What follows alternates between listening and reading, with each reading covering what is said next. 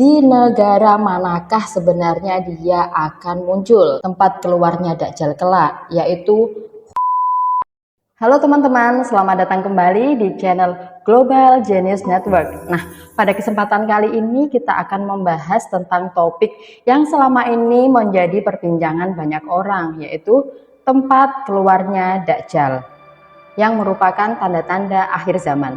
Dalam berbagai tradisi agama, Dajjal ini dikenal sebagai sosok yang nantinya akan keluar di akhir zaman dengan membawa fitnah dan kekacauan.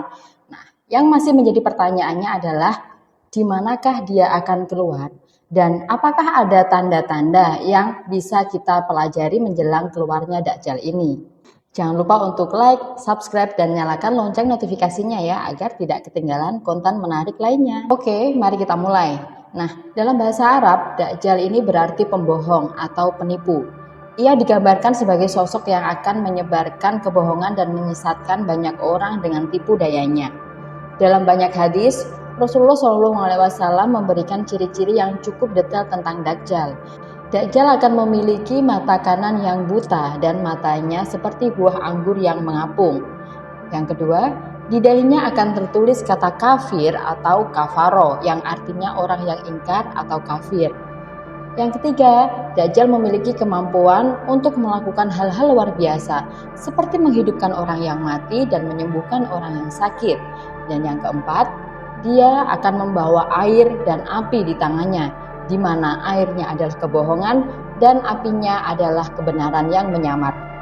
Dajjal tidak hanya muncul untuk menyebarkan kebohongan ataupun fitnah, tapi dia juga muncul dengan mengaku-ngaku sebagai Tuhan dan menuntut manusia untuk menyembahnya.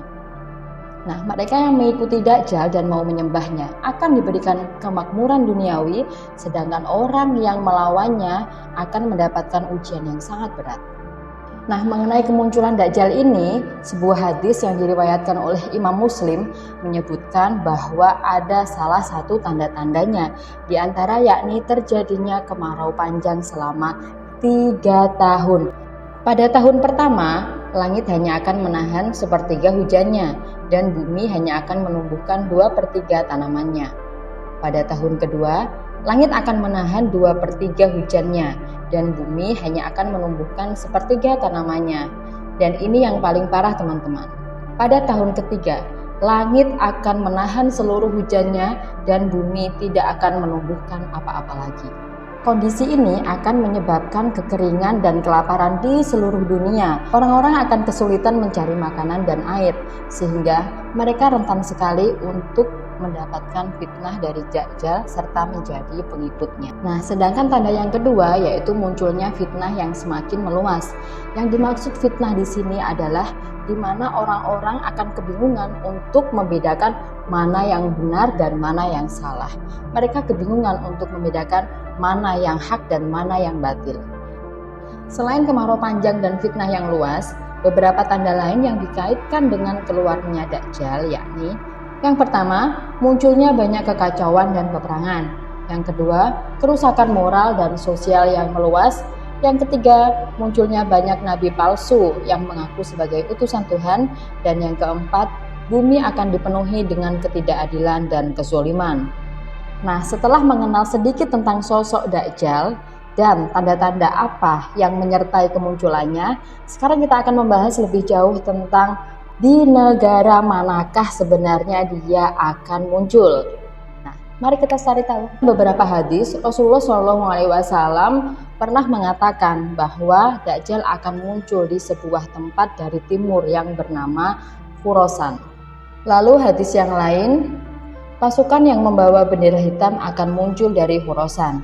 Tak ada kekuatan yang mampu menahan laju mereka dan mereka akhirnya mencapai Yerusalem. Di tempat itulah mereka akan mengibarkan benderanya. Hadis riwayat Tirmidzi. Nah, dari dua hadis tersebut, maka kita sudah mendapatkan satu petunjuk tentang tempat yang kemungkinan menjadi tempat keluarnya Dajjal kelak, yaitu Khurasan.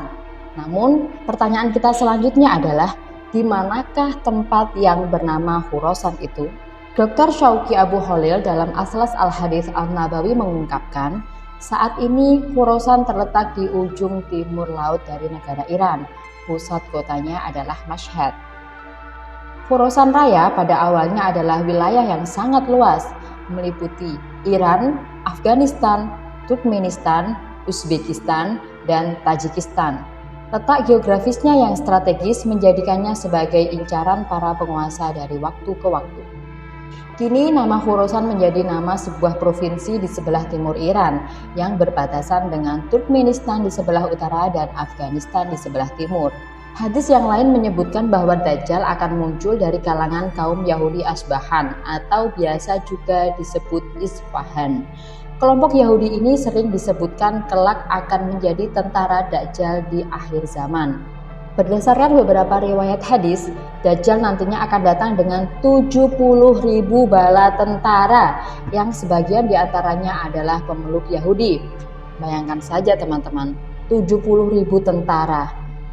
Wilayah Asbahan atau Isfahan ini termasuk dalam negara Iran, yakni sekitar 440 km di bagian selatan Teheran. Dalam riwayat yang lain lagi, Rasulullah SAW mengatakan bahwa Dajjal ini akan keluar dari sebuah jalan antara Syam dan Irak. Ia kemudian merusak di tempat-tempat sekitarnya. Nah teman-teman, untuk negara Irak sendiri sudah jelas berada di peta ya. Tapi untuk negara atau negeri Syam, di manakah tempatnya? Atau wilayah mana sajakah yang termasuk ke dalam negeri Syam ini? Mari kita cari tahu. Negeri Syam adalah sebuah wilayah yang meliputi Syria atau Suriah, Palestina, Lebanon, dan Yordania. Wow, ternyata negeri Syam itu luas sekali ya teman-teman. Masih berhubungan dengan lokasi munculnya Dajjal. Abu Bakar As-Siddiq, sahabat dari Rasulullah, pernah mengatakan bahwa pembohong besar itu akan muncul di sebuah kota di Irak yang bernama kota Maro. Sedangkan sahabat Rasulullah yang lain, yakni Abdullah bin Amr bin As, mengatakan bahwa Dajjal kelak akan keluar dari sebuah wilayah di Irak bernama Qudsi. Dari ulasan tadi, ada berbagai pendapat dan juga interpretasi mengenai di manakah Dajjal akan muncul kelak. Namun, beberapa ulama dan juga ahli sejarawan menyimpulkan bahwa tempat yang paling mungkin menjadi tempat keluarnya Dajjal adalah Khorasan, mengingat banyak hadis dan juga referensi yang mengatakan tentang tempat tersebut. Di sisi lain, beberapa spekulasi mengatakan bahwa tempat keluarnya Dajjal kelak adalah wilayah yang sekarang disebut sebagai negara Timur Tengah atau Asia Tengah. Sebaliknya nih teman-teman, ada beberapa kota atau tempat yang tidak bisa didatangi Dajjal. Yang pertama adalah kota Mekah. Sebagai kota suci umat Islam, Mekah adalah tempat yang terlarang bagi Dajjal karena kota ini dijaga oleh para malaikat. Lalu yang kedua adalah kota Madinah. Dalam sebuah hadis dijelaskan bahwa Dajjal mendatangi kota Madinah, namun kemudian berhenti di luarnya. Karena pada setiap jalan di Madinah dijaga oleh dua malaikat. Para penduduk Madinah yang jahat pun keluar dan kemudian bergabung dengannya. Nah, meskipun kita tahu nih ada beberapa tempat yang tidak bisa didatangi Dajjal, namun yang penting kita pahami adalah bahwa perlindungan yang paling penting adalah perlindungan dari Allah Subhanahu wa Ta'ala. Rasulullah pun mengajarkan kita untuk selalu berdoa memohon perlindungan Allah dari fitnah Dajjal. Nah, salah satu doa yang diajarkan oleh Rasulullah yaitu Allahumma inni a'udzubika min azabi jahannam wa min azabil qabri wa min fitnatil mahya wa mamati wa min syarri fitnatil masihid dajjal. Yang artinya, ya Allah, aku berlindung kepadamu dari siksa neraka jahanam, dari siksa kubur, dari fitnah kehidupan dan kematian, serta dari keburukan fitnah Al-Masih Dajjal. Baiklah teman-teman, jadi kesimpulannya, di negara manakah Dajjal akan keluar? Wallahu alam, hanya Allah yang tahu. Terima kasih telah mengikuti perjalanan kami. Sampai jumpa di video selanjutnya.